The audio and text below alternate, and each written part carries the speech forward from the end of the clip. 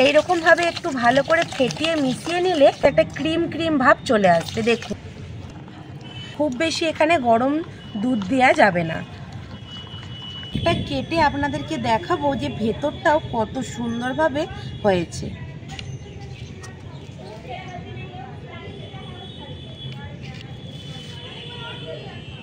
এই দেখুন, কেটে নিয়েছি, ভেতরটা দেখুন কত সুন্দরভাবে হয়েছে।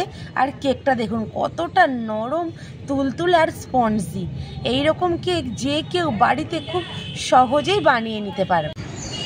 নমস্কার বন্ধুরা, মৌমিতা ইয়াম্মি কিচেনে আপনাদের স্বাগত জানিয়ে চলে আসলাম আজকে আবার একটা নতুন রেসিপি নিয়ে।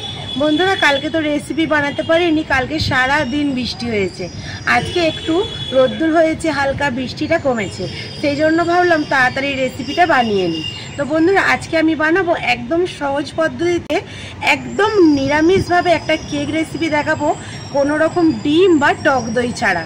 ডিম বা টক দই ছাড়া এত সহজভাবেই যে বাড়িতে কত সুন্দর কেক বানানো যায়, আপনারা একবার দেখলে যে কোনো টাইমে বাড়িতে খুব সহজেই বানিয়ে নিতে পারবেন, বাড়িতে থাকা সামান্য একটু উপকরণে। তো বন্ধুরা, এইরকমভাবে কেক বানিয়ে আমরা কিন্তু ভগবানকেও নিবেদন করতে পারি, বা আমরা যখন গোপালের বার্থডে ধরি বা আরও অনেক ঠাকুরের যখন আমরা বার্থডে ধরে থাকি বাড়িতেই, তখন এইভাবে নিরামিষ কেকটা বানিয়ে কিন্তু আমরা ঠাকুরের কাছে উৎসর্গ করতে পারি। বন্ধুরা, দেখতে থাকুন এই নিরামিষ কেকটা আমি আজকে কি দিয়ে বানাচ্ছি।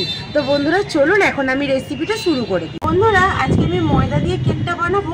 তো সবার প্রথমে আমি একটা ক্রিম তৈরি করে নেব। তার জন্য আমার লাগবে চিনি। এইরকম বাটির 1 বাটি চিনি গুঁড়ো নিয়েছি। চিনিটাকে আমি এইভাবে একটু গুঁড়ো করে নিয়েছি। আপনারা চাইলে গোটা চিনিও দিতে পারেন, কিন্তু গুঁড়ো করে নিলে চিনিটা খুব তাড়াতাড়ি গলে যায়। চিনিটা এখন আমি একটা পাত্রের মধ্যে ঢেলে নেব। আর মিষ্টিটা আপনারা কম বেশি করে নিয়ে নিতে পারেন।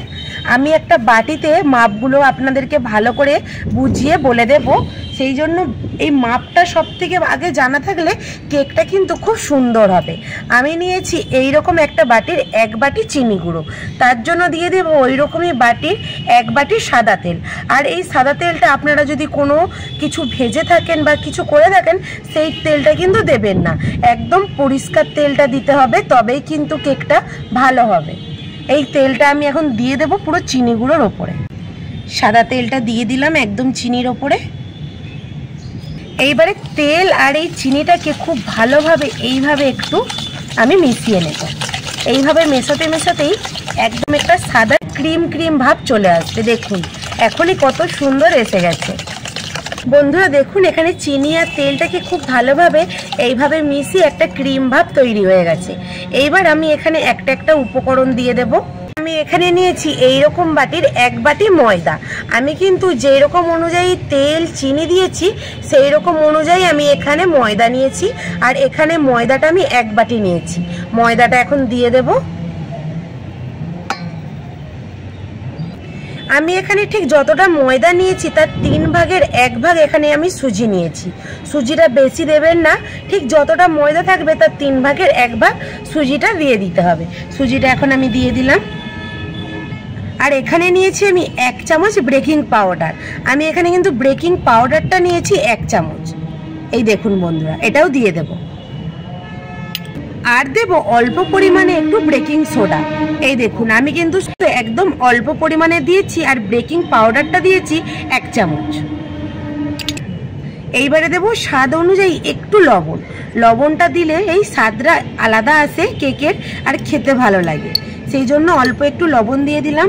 দিয়ে সব কিছু উপকরণগুলোকে একটু এইভাবে চামচের সাহায্যে মিশিয়ে নেব। বন্ধুরা, এই বাটিটা মাপ করে আমি ময়দা দিয়েছিলাম, সেই জন্য এই বাটিটা মাপ করে এখানে আমি দিয়ে দেব 2 বাটি দুধ। আমি এখানে দুধ দিচ্ছি, আপনারা চাইলে এখানে দুধের বদলে জলটাও দিতে পারেন।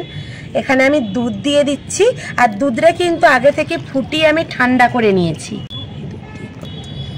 আরও 1 বাটি আমি এখানে দুধ নিয়েছি, দুধটা দিয়ে দেব। প্রথমে সবটা দেব না, আমি এখানে 1 বাটি দিয়ে আর একটু দিয়েছি, দিয়ে এইভাবে একটু মিশিয়ে নেব। আর এই দুধটা যদি আপনারা সঙ্গে সঙ্গে গরম করেন, তখন কিন্তু একটু নর্মাল টেম্পারেচারে একটু ঠান্ডা করে নেবেন, খুব বেশি এখানে গরম দুধ দেওয়া যাবে না। বন্ধুরা দেখুন, এখানে ব্যাটারটা কত সুন্দরভাবে আমি বানিয়ে নিয়েছি, আর ব্যাটারটা কতটা স্মুথ হয়েছে দেখুন। এই দেখুন আমার কিন্তু 2 বাটি দুধ পুরো লাগেনি, 1.5 বাটি দুধের মধ্যেই আমার এই মিশ্রণটা গোলানো হয়ে গেছে।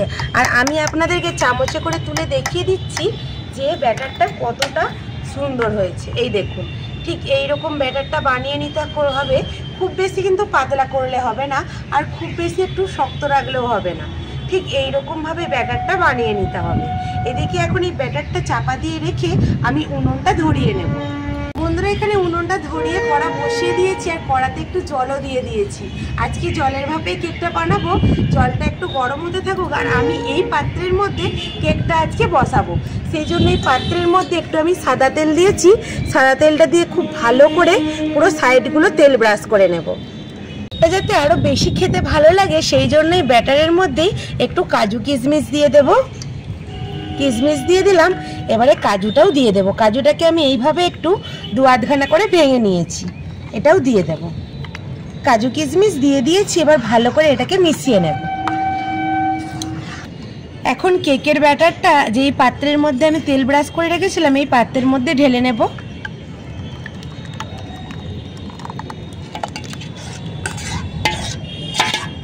বন্ধুরা এখানে জলটা দেখুন গরম হয়ে গেছে। এখন আমি এই কেকের বাটিটা বসিয়ে দেব।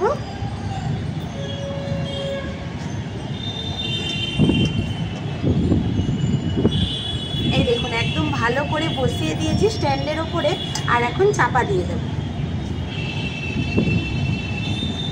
এরকম ভাবে এখন আমি 20 থেকে 25 মিনিটের মতো কেকটাকে হতে দেব। আর এখন এইভাবে উনুনটাকে একটু জাল দিতে হবে, খুব বেশি জোরে রাখলেও হবে না, হালকা আছে 20 থেকে 25 মিনিট কেকটাকে হতে দেব। বন্ধুরা 20 মিনিট হলো কেকটা জাল করছি, এবার খুলে দেখে নেব।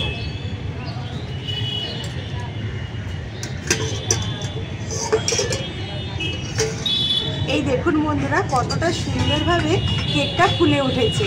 এর আগে আমি একবার কেকটা দেখেছিলাম, তখন কিন্তু একটু বাকি ছিল। আর কেকটা একদম ভালোভাবে হয়ে গেছে। এখন আমি এটা নামিয়ে নেব।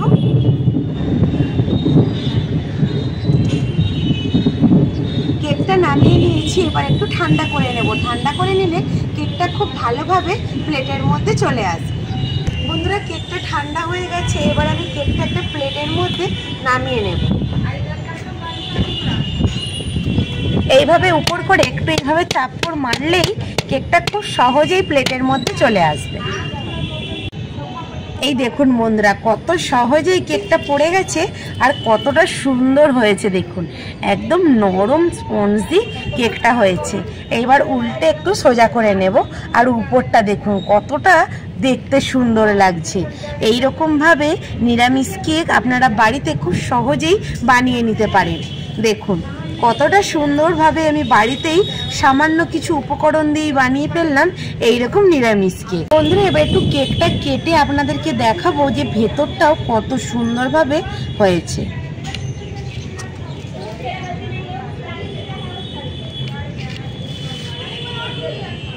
এই দেখুন কেটে নিয়েছি, ভেতরটা দেখুন কত সুন্দরভাবে হয়েছে। আর কেকটা দেখুন কতটা নরম তুলতুলে আর স্পঞ্জি। এই রকম কেক যে কেউ বাড়িতে খুব সহজেই বানিয়ে নিতে পারবে। বন্ধুরা আপনারা তো দেখতেই পেলেন কত সহজেই বাড়িতে এই নিরামিষ কেকটা আমি বানিয়ে ফেললাম। তো আপনারা বাড়িতে একবার বানিয়ে দেখুন, যেমন সহজ সেই রকম খুব সুন্দরভাবে বানানো যায়। আর এইরকম কেক বানিয়ে ভগবানকেও নিবেদন করা যায়। তো বন্ধুরা আজকের এই কেক রেসিপিটা আপনাদের কেমন লাগলো অবশ্যই কমেন্ট করে জানাবেন। ভালো লাগলে একটা লাইক করে দেবেন, বন্ধুদের সাথে অনেক অনেক শেয়ার করে দেবেন।